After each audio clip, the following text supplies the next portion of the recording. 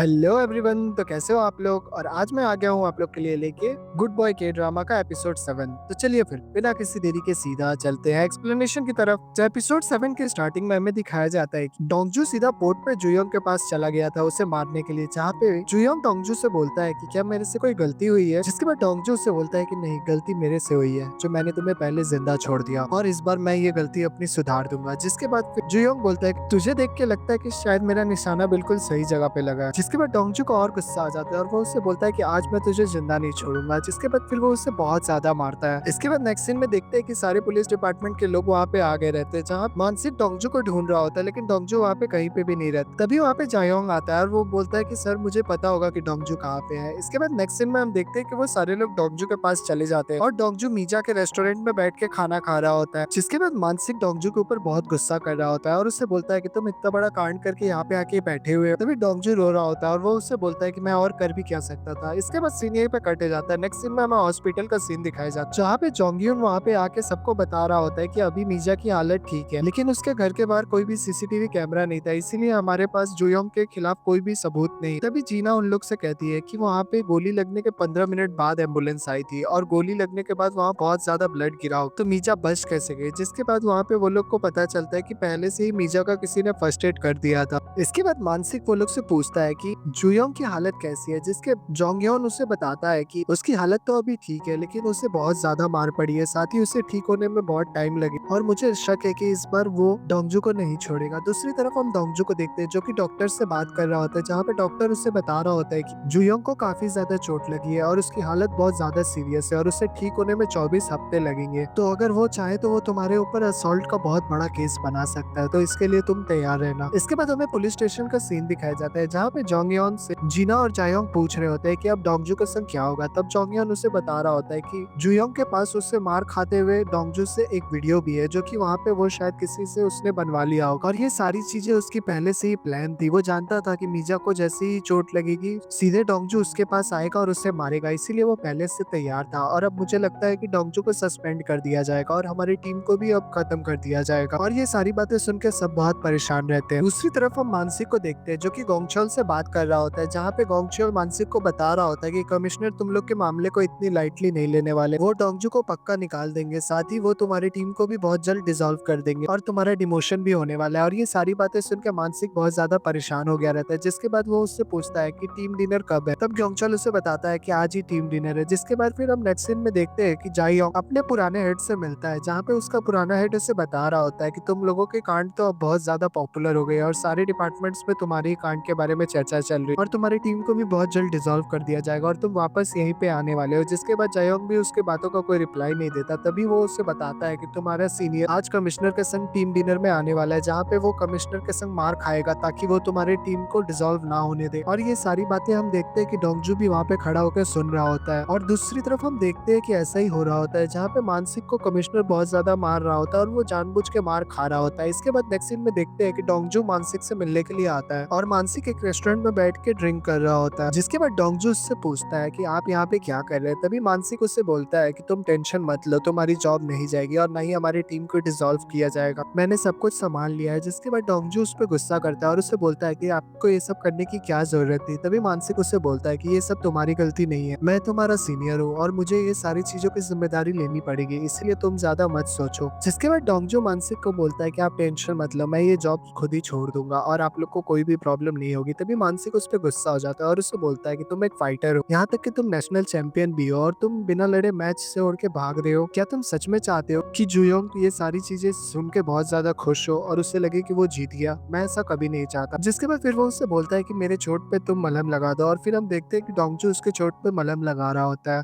जिसके बाद डोंगजू उसके चोट पे मलहम लगाते वक्त उसे उसका रुमाल दिख जाता है, जहाँ पे वो मानसिक से पूछता है कि आप इतने पुराने रुमाल क्यों यूज करते हो। तभी मानसिक उसे बताता है कि ये रुमाल बहुत ज्यादा लकी है क्योंकि ये मेरी वाइफ ने मुझे दिया था और इसी रुमाल लेने के बाद मैंने इंटरनेशनल चैंपियनशिप में ब्रॉन्ज लिया था, इसीलिए ये रुमाल मेरे लिए बहुत ज्यादा वैल्यूबल है। इसके बाद नेक्स्ट सीन में हम देखते हैं कि जीना डोंगजू का सारा सामान लेकर हॉस्पिटल आई हुई रहती है, जहाँ पे डोंगजू जीना के पास में आता है और बैठ जाता है। तभी जीना उससे बताती है कि तुम्हें उदास होने की कोई जरूरत नहीं, कोई भी तुम्हें ब्लेम नहीं कर रहा है, तुमने जो किया है सही किया है, तो तुम प्लीज टेंशन ना लो। और उसके बाद फिर जीना उसे अपना हेडफोन दे देती है और फिर वो उसे बाय बोल के वहां से निकल जाती है। इसके बाद नेक्स्ट डे का सीन दिखाया जाता है, जहाँ पे पुलिस स्टेशन में दायोंग मानसिक से मिलने के लिए आता है और वो उसे एक फाइल देता है जिसमें ड्रग डीमन के सारे पासपोर्ट के फोटोज रहे, जहाँ पे दायोंग उसे बताता है कि जो ड्रग डीमन नाम की वो लड़की है वो बहुत ज्यादा ही शातिर है और उसने कई सारे जाली पासपोर्ट भी बनवाए हुए हैं। तो अगर तुम लोग ये जाली पासपोर्ट बनाने वाले को पकड़ लो तो तुम लोग ड्रग डीमन तक पहुंच सकते हो। जिसके बाद फिर वो लोग करते भी ऐसा है। जिसके बाद मानसिक जंगयान के साथ में वहां से पासपोर्ट बनाने वाले का पता लगाने के लिए जाता है। साथ ही वो जीना और जायोंग को बोलता है कि तुम लोग सारे चीजों का इंटरनेट पे रिसर्च कर। जिसके बाद जब मानसिक और जंगयान वहां से जा रहे होते हैं तभी वहाँ डोंगजू आ जाता है और वो उन लोग से रिक्वेस्ट करने लगता है उसे भी साथ लेके जाने के लिए। तभी जंगयान मानसिक को बोलता है कि हमें इसे भी अपने साथ लेके चलना चाहिए और मानसिक भी इस बात से मान जाता है। जिसके बाद फिर वो लोग वहां से साथ में निकल जाते हैं। दूसरी तरफ हम ड्रग डीमन को देखते हैं जो कि नर्स का गेटअप करके सीधे जुयोंग से मिलने के लिए आई हुई रहती है। इसके बाद नेक्स्ट सीन में हम देखते हैं कि एक नकली पासपोर्ट बनाने वाला सारे फॉरेनर टूरिस्ट से पासपोर्ट ले रहा होता है और उनके पासपोर्ट की फोटो खींच के डुप्लीकेट बनाने के लिए तैयारी कर रहा होता है। तभी वहाँ पे डोंगजू आ जाता है और वो लोग उससे पकड़ लेते हैं। जिसके बाद फिर वो लोग उससे पूछताछ करते, तब वो बताता है कि वो तो बस एक प्यादा है और ये सब बनाने और काम करने का काम कोई और ही करता है। जिसके बाद नेक्स्ट सीन में हम देखते हैं कि वो लोग उससे पकड़ के पुलिस स्टेशन लेके चले आए रहते हैं, जहाँ पे वो लोग उससे पूरे पुलिस स्टेशन के क्रिमिनल रिकॉर्ड्स का सारे क्रिमिनल्स के फोटो दिखा रहे होते हैं और उससे बोल रहे होते हैं कि तुम इनमें से कौन है उसका नाम बताओ। जिसके बाद पूरी रात बीत जाती है और नेक्स्ट डे हो जाता है लेकिन उसे उनमें से कोई भी नहीं मिलता। लेकिन डोंगजू हार नहीं मान रहा होता और डोंगजू उसे कंटिन्यू दिखा रहा होता है। लेकिन फिर अचानक से उससे वो आदमी मिल जाता है जो उनका बॉस होता है और फिर वो उन लोग को बता देता है कि यही हमारा बॉस है। जिसके बाद सीन यहीं पे कट हो जाता है। दूसरी तरफ हम ड्रग डीमन को देखते हैं जो कि जायोंग से पूछ रही होती है कि तुम मुझे बता दो कि वो लड़की कहाँ पे है। लेकिन जायोंग उसे मना करता है और उससे बोलता है कि मैं अभी तुम्हें नहीं बता सकता, तुम ड्रग बनाओ उसके बाद मैं तुम्हें बताऊंगा। जिसके बाद वो उससे पूछ रहा होता है कि वो लड़की बच कैसे गई, वो रेस्टोरेंट वाली जिससे मैंने गोली मारा था। जिसके बाद हम फ्लैशबैक में देखते हैं कि जुयोंग ने मीजा को गोली मार दिया था रेस्टोरेंट में और फिर वो गोली मार के वहां से निकल गया था। लेकिन पीछे ड्रग डीमन भी रहती है जो कि वहां पे उसके फोन से डोंगजू को फोन मिला देती है। साथ ही वो उसका फर्स्ट एड भी कर देती है जिसकी वजह से मीजा की जान बच जाती है। लेकिन प्रेजेंट में वो ये सारी बातें जुयोंग को नहीं बताती है। इसके बाद नेक्स्ट सीन में देखते हैं कि जुयोंग हॉस्पिटल से रिलीज हो जाता है और फिर उसे लेने के लिए जोंगू आया हुआ रहता है और उसे अपने साथ लेके वहां से निकल जाता है। दूसरी तरफ हमें पुलिस स्टेशन का सीन दिखाया जाता है जहाँ पे डोंगजू को वो पासपोर्ट बनाने वाला नहीं मिल रहा होता और वो बहुत ज्यादा परेशान रहता है। तभी उसके फोन पे किसी का कॉल आता है। इसके बाद हम नेक्स्ट सीन में देखते हैं कि जुयोंग मीजा से मिलने के लिए हॉस्पिटल गया हुआ रहता है। तभी वहाँ पे डोंगजू और जीना आ जाते हैं और वहाँ पे डोंगजू उससे बहुत ज्यादा गुस्सा करने लगता है और उससे बोलता है कि तुम्हारी हिम्मत कैसे हुई यहाँ पे आने की। लेकिन जुयोंग उससे चिढ़ा रहा होता है और उससे बोल रहा होता है कि मैं तो बस यहाँ पे उसका हालचाल लेने आया कि वो जिंदा बच गई है कि नहीं। जिसके बाद डोंगजू गुस्सा हो जाता है और वो फिर उसका फल का टोकरी मार के गिरा देता है और साथ ही वो उससे बोलता है कि मैं भी तुझे एक दिन ऐसे ही गोली मारूंगा। लेकिन जुयोंग उसे बोलता है कि उससे बोल देना जब उसे होश आ जाए कि शायद उसने मेरा चेहरा देखा था, तो वो अगर अपना मुंह बंद करके रहेगी तभी वो जिंदा रहेगी, अदरवाइज ये कानून और लॉ मेरा कुछ भी नहीं बिगाड़ सकते, तुम्हें अच्छे से पता ही होगा और मैं उसे छोड़ूंगा नहीं, तो फिर इस बात का ध्यान रखना। और वो इतना बोल के वहां से निकल जाता है। लेकिन जीना को बहुत ज्यादा गुस्सा आ गया रहता है और जैसे ही वो लिफ्ट के पास जाता है वहीं पे जीना उसके लाइव फ्रूट्स को लेके आती है और उसके सर पे मार देती है और उसे बोलते हैं कि यहाँ पे भी कोई कैमरा नहीं और कोई सबूत नहीं है तो कोई मेरा भी कुछ नहीं उखाड़ सकता।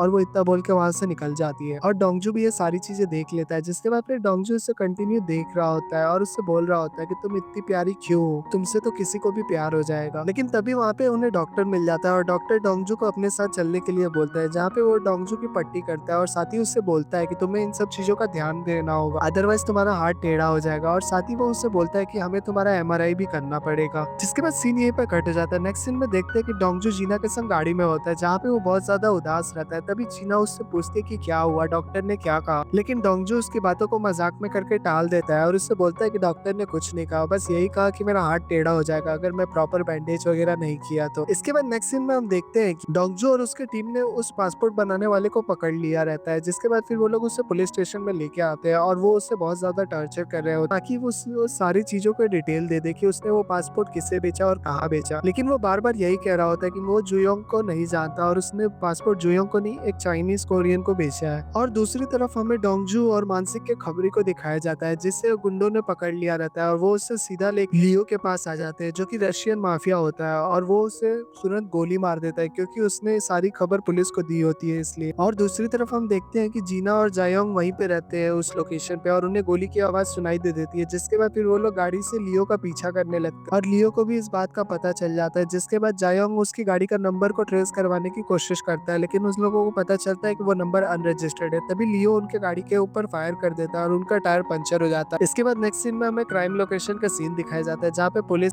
इसके बाद हमें वही लोकेशन का सीन दिखाया जाता है जहाँ पे पुलिस आ गई रहती है और उन लोगों को बॉडी मिल जाती है। इसके बाद नेक्स्ट सीन में हमें पुलिस स्टेशन का सीन दिखाया जाता है जहाँ पे मानसिक और उसकी पूरी टीम आपस में सारे लोगों को कनेक्ट कर रही होती है, जहाँ पे उन लोग को पता चल गया रहता है जुयोंग की टीम में 4 से 5 लोग हैं, जिसमें से एक चाइनीज माफिया है जो कि चाइना से ड्रग और गन्स की सप्लाई करता है। साथ ही उसके काम में रशियन माफिया भी इन्वॉल्व जो उसके लिए ड्रग्स और गोल्ड की स्मगलिंग करते हैं। साथ ही इस सारे काम को मैनेज करने के लिए जोंगू रहता है उसका आदमी, और साथ ही वहाँ पे जो ड्रग डीमन रहती है वो उसके लिए ड्रग्स बनाया करती है, और ये सारे लोगों को ऑपरेट जुयोंग कर रहा होता है। और वो लोग जब ये प्लान डिस्कस कर ही रहे होते हैं तभी वहाँ पे कमिश्नर आ जाता है, जिसके बाद वो लोग सारी चीजें कवर कर लेते हैं। तब फिर इसके बाद कमिश्नर सीधे डोंगजू के पास जाता है और उससे बोलता है कि तुम्हारे अंदर गुस्सा बहुत ज्यादा ही है, तुम्हें इसका भरपाई करना होगा और तुम इन सब चीजों के लिए तैयार रहो। और दूसरी तरफ हम देखते हैं कि मानसी गोंगशू से बात कर रहा होता है जहाँ पे गोंगशू से बता रहा होता है कि तेरी टीम 1 वीक के अंदर डिसॉल्व कर दिया जाएगा, तो तुम इस बात के लिए तैयार रहना। इसके बाद नेक्स्ट सीन में हम देखते हैं कि जुयोंग इन सारे लोगों के साथ बैठ के एक मीटिंग कर रहा होता है जहाँ पे वो सारे लोग काफी ज्यादा परेशान रहते हैं क्योंकि उनका बहुत बड़ा स्टॉक ड्रग्स का पकड़ा गया रहता है। साथ ही पुलिस भी उनके पीछे पड़ी हुई रहती है, लेकिन जुयोंग वो लोग को वादा करता है कि तुम लोग को टेंशन लेने की कोई जरूरत नहीं है, वो सारे मैटर को खुद ही संभाल लेगा। और दूसरी तरफ हम मानसिक की टीम को देखते हैं जो कि रेस्टोरेंट में बैठ के डिनर कर रहे होते हैं जहाँ पे वो लोग काफी ज्यादा उदास रहते हैं। तभी वहाँ पे डोंगजू उन लोग से पूछ रहा होता है कि अब आगे क्या होगा, लेकिन मानसिक बोलता है कि मुझे कुछ भी नहीं पता। इसके बाद हम नेक्स्ट सीन में देखते हैं हम देखते हैं कि डोंगजू की डिसिप्लिनरी हियरिंग चल रही होती है जहाँ पे सीनियर्स उससे बहुत ज्यादा क्वेश्चंस कर रहे होते हैं, लेकिन उसकी बातों का सीनियर्स की बातों का कोई भी जवाब नहीं दे रहा होता है डोंगजू, और वो पता नहीं कुछ और ही सोच रहा होता है। और बाहर मानसिक और उसके सारे टीम मेंबर्स टेंशन में रहते हैं और वो लोग प्रे कर रहे होते हैं कि बस डोंगजू को गुस्सा ना आए। जिसके बाद हम देखते हैं कि डोंगजू कुछ चीजें सोच रहा होता है जहाँ पे वो सोच रहा होता है कि जुयोंग ने उससे कहा था कि कोई भी लॉ और कानून मेरा कुछ भी नहीं उखाड़ सकता, और वो ये सारी बातें सोच रहा होता है। जिसके बाद फिर वो गुस्से में वहां से उठ के निकल जाता है और सारे लोग उससे चिल्लाते रह जाते हैं, और ये सारी बात बाहर मानसिक और जीना को भी पता चल जाती है। इसके बाद नेक्स्ट सीन में हम देखते हैं कि डोंगजू सीधे जोंगू से मिलने के लिए जाता है और इसी मूवमेंट पर सीन यहीं पे कट जाता है। इसके बाद हमें 2 वीक बाद का सीन दिखाया जाता है जहाँ पे मानसिक और उन लोग के टीम मेंबर से पूछ रहा होता है किसी को भी डोंगजू के बारे में कुछ भी पता चला 2 हफ्ते से वो कहाँ है, लेकिन तभी जायोंग उससे बताता है कि लास्ट वीक वो जोंगू से मिलने के लिए गया था, उसके बाद उसकी कोई भी खबर नहीं है। तभी हम देखते हैं कि वो उसके ऑफिस में ही रहता है और मानसिक उससे देख लेता है, जिसके बाद जैसे ही वो बाहर आता है उससे देख के मानसिक डर जाता है क्योंकि उसके फेस पे बहुत ज्यादा चोट लगी हुई रहती है और वो समझ जाता है कि डोंगजू ने फिर से किसी से झगड़ा किया, जिसके बाद वो उस पर बहुत ज्यादा गुस्सा करने लगता है। इसके बाद नेक्स्ट सीन में हम देखते हैं कि डोंगजू जीना का पीछा करते हुए उसके घर आ रहा होता है। तभी जीना उससे पूछती है कि तुम मेरा पीछा क्यों कर रहे हो। तभी डोंगजू उसे उसका ईयरफोन देता है, साथ ही उससे बोलता है कि मेरे पास रहने के लिए कोई जगह नहीं, तो क्या मैं तुम्हारे साथ रह सकता हूँ। लेकिन जीना उस पर गुस्सा हो जाती है और उससे बोलती है कि तुम्हें क्या लगता है कि बस हर चीज का सॉल्यूशन झगड़ा ही है, तुम बस सेल्फिश हो और तुम खुद के बारे में ही सोचते हो और मैं तुमसे कोई भी बात नहीं करना चाहती। और वो इतना बोल के अंदर चली जाती है और डोंगजू भी बेचारा उदास होकर वहां से निकल जाता है। दूसरी तरफ हम मानसिक को देखते हैं जो कि डोंगजू से मिलने उसके गेस्ट हाउस में आया हुआ रहता है, लेकिन उसे वहाँ पे डोंगजू नहीं मिलता। इसके बाद हमें नेक्स्ट डे का सीन दिखाया जाता है जहाँ पे मानसिक ऑफिस में रहता है और उसकी टीम भी रहती है। तभी वहाँ पे गोंगचुअल आता है और वो उन लोग को बताता है कि तुम्हारी टीम को अब डिसॉल्व नहीं किया जा रहा है, तुम लोग सबको ही सेफ हो। जिसका मानसिक उससे पूछता है कि ये सब कैसे हुआ। इसके बाद गोंगचुल उन लोग को बोलता है कि जरूर डोंगजू ने जुयोंग से कोई डील की होगी। जिसके बाद हमें फ्लैशबैक में दिखाया जाता है कि डोंगजू सीधे जोंगू के साथ जुयोंग से मिलने के लिए गया हुआ रहता है, जहाँ पे डोंगजू जुयोंग से कहता है कि मैं चाहता हूँ कि जितना मैंने तुम्हें मारा है तुम भी मुझे उतना मारो, लेकिन प्लीज तुम हमारी टीम को डिसॉल्व मत करो और ये झगड़ा सिर्फ अब हमारे बीच रहेगा, तो तुम प्लीज किसी और को कोई भी प्रॉब्लम मत दो। और इस चीज के लिए जुयोंग भी मान जाता है। और प्रेजेंट में हम देखते हैं कि जीना ये सारी बातें सुन के बहुत ज्यादा अफसोस कर रही होती है और उसे कुछ भी समझ नहीं आ रहा होता है कि वो क्या कर। जिसके बाद वो वहाँ से निकल के सीधा डोंगजू के जिम में जाती है, लेकिन उसे वहाँ पे डोंगजू नहीं मिलता।